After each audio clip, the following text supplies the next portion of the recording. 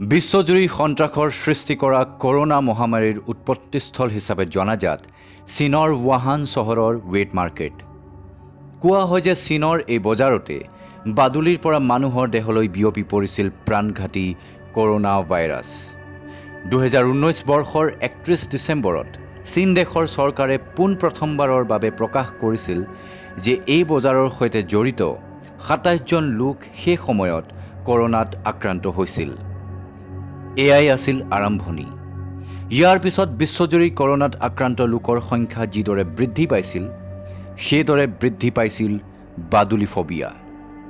কৰোনাৰ ভয়ত বিশ্বৰ বিভিন্ন ঠাইত আৰম্ভ হৈছিল বাদুলি খেদাৰ অভিযান। কোনো ঠাইত পৰিস্থিতিয়ে এনে বিষম ৰূপ পাইছিল যে বন্যপ্ৰেমীসকলে বাদুলি ৰক্ষাৰ বাবে আন্দোলন আৰম্ভ কৰিবলৈ বাধ্য হৈছিল। বিভিন্ন আন্তৰ্জাতিক সংবাদ প্ৰতিষ্ঠানে প্ৰকাশ কৰা মতে চীনৰ এই বজাৰত বিক্ৰী কৰা হয় দেশখনৰ পৰম্পৰাগত খাদ্যাভ্যাসৰ অন্তৰ্ভুক্ত বিভিন্ন জীৱ-জন্তু আৰু চৰাই-চিৰিকটি। ইয়াত বিক্ৰী হোৱা বাদুলিৰ পৰাই মানুহৰ দেহলৈ কৰোনা ভাইৰাছ সংক্ৰমিত হৈছিল বুলি অনেক বিশেষজ্ঞই বিশ্বাস কৰে। পিছে আপোনালোকে জানেনে যে বিশ্বজুৰি আতংকৰ কাৰণ দেখিবলৈ আচহুৱা এই স্তন্যপায়ী প্ৰাণীবিধ অসমৰ এখন গাঁৱত পূজা কৰা হয়। কেৱল পূজা আৰাধনাই কিয়, ইয়াৰ ৰাইজে যুগ যুগ ধৰি পৰম নিৰ্ভৰতাৰে বাদুলিৰ সৈতে সহ অৱস্থান কৰি আহিছে। এই গাঁৱত বাদুলিৰ অস্তিত্বক উদযাপনো কৰা হয়। প্ৰতি বছৰে ইয়াৰ ৰাইজে বাদুলি মেলা পাতি বাদুলিৰ অস্তিত্বক উদযাপন কৰে। এই গাঁওখনৰ নাম হ'ল কন্দলি। যি সময়ত বিশ্বজুৰি বাদুলিৰ পৰা বিয়পা কৰোনা মহামাৰীয়ে আতংকৰ সৃষ্টি কৰিছে, সেই সময়ত বাদুলিৰ সৈতে যুগ যুগ ধৰি সহ অৱস্থান কৰা কন্দলি গাঁও বিস্ময়ৰ কাৰক হৈ পৰিছে। এই গাঁও কিদৰে হাজাৰ হাজাৰ বাদুলিৰ বাসস্থান, বাদুলি গুহা কিদৰে আৱিষ্কাৰ হ'ল আৰু বাদুলি পূজা কিদৰে আৰম্ভ হ'ল, তাক লৈও খুবেই মনোগ্ৰাহী কাহিনী আছে। আহকচোন আমি কন্দলি গাঁৱলৈ যাওঁ আৰু তাৰ ৰাইজৰ পৰাই জানিবলৈ চেষ্টা কৰোঁ এই বাদুলি পূজাৰ ৰহস্য। বাদুলি মন্দিৰ প্ৰতিবেদন প্ৰস্তুত কৰিছে কংকন আচাৰ্যই। নপথ্যৰ কণ্ঠ মনোজ বৰকটকী।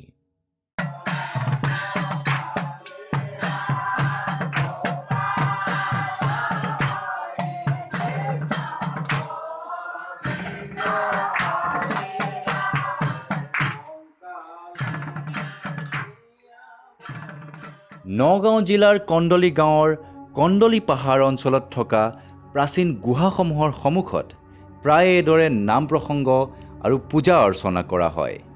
গাঁৱৰ ভক্তিপ্ৰাণ ৰাইজে গুহাসমূহৰ সন্মুখত আহি বাদুলি দেৱীৰ পূজা কৰে। পূজাৰ শেষত বাদুলি দেৱীৰ বাবে নৈবেদ্যও আগবঢ়োৱা হয়। ইয়াৰ ৰাইজৰ বিশ্বাস যে এইদৰে বাদুলি পূজা কৰিলে অপায় অমংগলৰ পৰা হাত সাৰি থাকিব পাৰি। গাঁৱৰ কোনো বাসিন্দাই যেতিয়া কোনো অপায় অমংগলৰ অশনি সংকেত পায়, তেতিয়াই তেওঁলোকে ইয়াত বাদুলি দেৱীক পূজা আগবঢ়ায়। কেৱল পূজা কৰাই নহয়, প্ৰতি বছৰে মহাশিৱৰাত্ৰিৰ পিছদিনাৰ পৰাই এই গাঁৱত 3 দিনীয়াকৈ বাদুলি মেলাও আয়োজন কৰা হয়। এই মেলাত ওচৰ পাজৰৰ কেইবাখনো গাঁৱৰ ৰাইজে আহি মেলাথলী উদুলি মুদুলি কৰি তোলে। বাদুলি মেলাৰ আয়োজক সমিতিৰ বিষয়ববীয়া মানিক মজুমদাৰে কয় যে কন্দলি গাঁৱৰ মানুহে বাদুলিক ভয় নকৰে, বৰং ভক্তি কৰে। বাদুলিৰ লগত এওঁলোক যুগে যুগে সহ অৱস্থান কৰিবলৈ সক্ষম। তেওঁ কয়, কেৱল বিশ্বজুৰি কৰোনা মহামাৰীয়ে দেখা দিয়া বুলিয়েই নহয়, আমাক বহু পূৰ্বৰে পৰা কোৱা হৈ আহিছে যে বাদুলিৰ পৰা বিভিন্ন বেমাৰ খুচৰে। কিন্তু আমি দেখিছোঁ যে বেমাৰ খুচৰাটো দূৰৰে কথা, তেওঁলোকে কোনোদিনেই আমাৰ বাৰীত লগা ফল মূল, তামোল পাণ আদি নষ্ট কৰা নাই। কন্দলি পাহাৰ অঞ্চলত যোৱা ফেব্ৰুৱাৰী মাহত উলহ মালহেৰে বাদুলি মেলা অনুষ্ঠিত হয়। অঞ্চলটোত বাদুলিৰ উপাসনা কৰা এই পৰম্পৰা কেনেকৈ আৰম্ভ হ'ল তাৰো এটা আমোদজনক কাহিনী আছে। গঞা ৰাইজৰ মতে এই গুহাকেইটাৰ বিষয়ে 16শ শতিকাত ৰচিত গ্ৰন্থ যোগিনী তন্ত্ৰ নামৰ কিতাপত উল্লেখ আছে। অসম তথা উত্তৰ পূৰ্বাঞ্চলত মধ্যযুগত প্ৰচলিত তান্ত্ৰিক পৰম্পৰা সম্পৰ্কীয় এই কিতাপখন কোনো অজ্ঞাত ব্যক্তিয়ে লিখিছিল। পিছে 2001 চন পৰ্যন্ত ৰাইজে এই গুহাবোৰৰ অৱস্থিতিৰ বিষয়ে জনা নাছিল। 2001 চন পৰ্যন্ত এই গুহাৰ সম্পৰ্কত আমিবোৰে একো নাজানিছিলো। কিন্তু সেই বছৰ আব্দুল ৰহমান নামৰ এজন লোকে আমাৰ ওচৰলৈ আহে আৰু আমাক বাদুলি গুহাবোৰৰ বিষয়ে জনায়। তেওঁ আমাক কয় যে প্ৰবাদ অনুসৰি এই গুহাবোৰৰ অতীজত নাৰী ৰাজ্য আছিল। এই ৰাজ্যত পুৰুষৰ প্ৰৱেশ আছিল নিষিদ্ধ। কিন্তু এবাৰ ঋষিয়ে এই ৰাজ্যত প্ৰৱেশ কৰিলে, কিন্তু অনাধিকাৰ প্ৰৱেশৰ বাবে প্ৰমিলাসকলে তেওঁক বান্ধি থয়। পিছত ঋষিৰ শিষ্য কেইজনমানে তেওঁক মুকলি কৰে। তেতিয়া ঋষিয়ে প্ৰমিলাসকলক বাদুলি হৈ থাকিবলৈ অভিশাপ দিয়ে আৰু তেতিয়াই সেই বাদুলিখিনি শিলৰ ওপৰতে তাত বসবাস কৰিবলৈ লয় আৰু কয় যেতিয়াই মানুহে তেওঁলোকক পূজা কৰিব তেতিয়াই তেওঁলোকে মুক্তি হ'ব। সেয়েহে আমি এদিন আব্দুল ৰহমানক লৈ এটা গুহাত প্ৰৱেশ কৰিলো। আমি তাত দেখিলো হাজাৰ হাজাৰ বাদুলি ওলমি থকা। কিন্তু যেতিয়া আমি উভতিব ধৰিলো তেতিয়া দেখিলো যে আমাৰ লগত একেলগে যোৱা পথ প্ৰদৰ্শক আব্দুল ৰহমান নাই। আমি পাৰো মানে তেওঁক চিঞৰি মাতিলো, কিন্তু তেওঁ আধা ঘণ্টা কি 1 ঘণ্টা হ'ব গুহাটোৰ বাহিৰত লগ পাওঁ আৰু তেওঁ আহি আমাক জনায় যে তেওঁ কিছু পথ হেৰুৱাইছিল।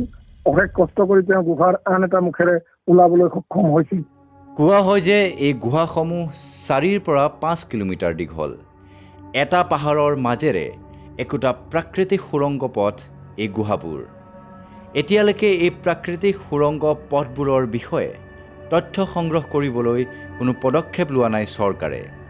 কৃষি বিভাগৰ অৱসৰপ্ৰাপ্ত বিষয়া আব্দুল ৰহমানে ইয়াৰ এটা গুহাৰ এটা মূৰৰ পৰা আনটো মূৰলৈ যাত্ৰা কৰাৰ অভিজ্ঞতা সন্দৰ্ভত ইয়াৰছটক কয়।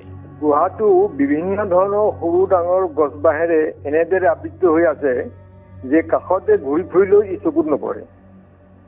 সন্মুখত বাহিৰৰ ফালে 3টা মজলীয়া ধৰণৰ শিল এনে এখন ফলকৰ দৰে থিয় হৈ আছে, তাৰ কাষেৰে বাঁহ গছৰ পাতে ঢাকি ৰখা এটা সৰু বাটেৰে তললৈ সোমাই গ'লেই প্ৰাকৃতিকভাৱে থিয় হৈ থকা শিলৰ তোৰণ এখন পোৱা যায়।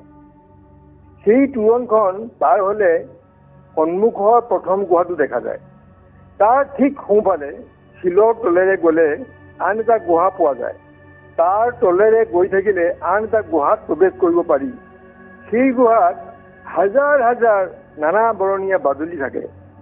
ইয়াৰ ভিতৰ ভাগ আন্ধাৰ। বাদুলিবোৰ কেৱল শিলতহে মৌবাহ ওলমাৰ দৰে ওলমি থাকে। পোহৰৰ সহায় লৈ শিলৰ কাষৰ কুণ্ডলৈ দৃষ্টি নিক্ষেপ কৰিলে শিলৰ ভাগেৰে এটা পথ দেখা যায়। সেইফালে গৈ থাকিলে আন এটা সৰু অন্ধকাৰময় শিলৰ কক্ষত দৃষ্টিগোচৰ হয়। এইদৰে ইটোৰ পিছত সিটো গৈ একেলগে থকা কেইবাটাও শিলৰ কোঠা বা গুহা পাৰ হ'লে তলত এটা নিজৰা আৰু এখন বহল মুকলি ঠাই পোৱা যায়।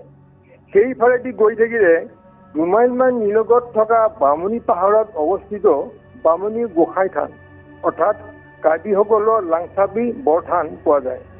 অতীততে ইয়াৰ মানুহে বামুণীৰ পৰা টানি আনি এই পথেৰে গোপনে আহি কন্দলি পাইছিলহি। এই গুহাটোৰ 2-3খন গাঁৱৰ মানুহ থাকিব পৰা ব্যৱস্থা আছে। গুহাটোৰ ভিতৰত প্ৰৱেশ কৰিলে তাত যে একালত ৰাজকীয় গোপন কৰ্মকাণ্ড ব্যৱস্থা আছিল সেই কথাৰ সত্যতা থকা যেনেই লাগে। বাদুলিবোৰে যেতিয়া মানুহৰ ধুমুহাৰ সৃষ্টি কৰি জাকে জাকে গুহাটোৰ ভিতৰৰ পৰা ওলাই আহে তেতিয়াও দুৱাৰৰ 2টা কোণত 2টা প্ৰহৰীৰ দৰে ৰৈ থকা প্ৰত্যক্ষ কৰিছিল। আৰু এটা লক্ষ্য কৰিবলগীয়া কথা হ'ল গুহাটোৰ নিৰ্দিষ্ট এলেকা পাৰ হৈ বাদুলিবোৰ কেতিয়াও কলৈকো নাযায়। প্ৰত্নতাত্ত্বিকসকলেও ইয়াত অনুসন্ধান চলাই কিছু নতুন তথ্য আৰু ৰহস্য উদ্ঘাটন কৰিব পাৰে। গোটেই বিশ্বতে কৰোনা মহামাৰীয়ে তাণ্ডৱ চলোৱাৰ সময়ত বাদুলিক লৈ আশংকা সৃষ্টি হ'লেও কন্দলি পাহাৰৰ বাসিন্দাসকলে বাদুলিৰ সৈতে সহ অৱস্থান কৰাই নহয়, বাদুলিৰ উপাসনাও অব্যাহত ৰাখিছে। এই উদাহৰণে আমাক ভাবিবলৈ বাধ্য কৰায় যে বাদুলি হয়তো অনেকে ভবাৰ দৰে বিপদজনক নহয়।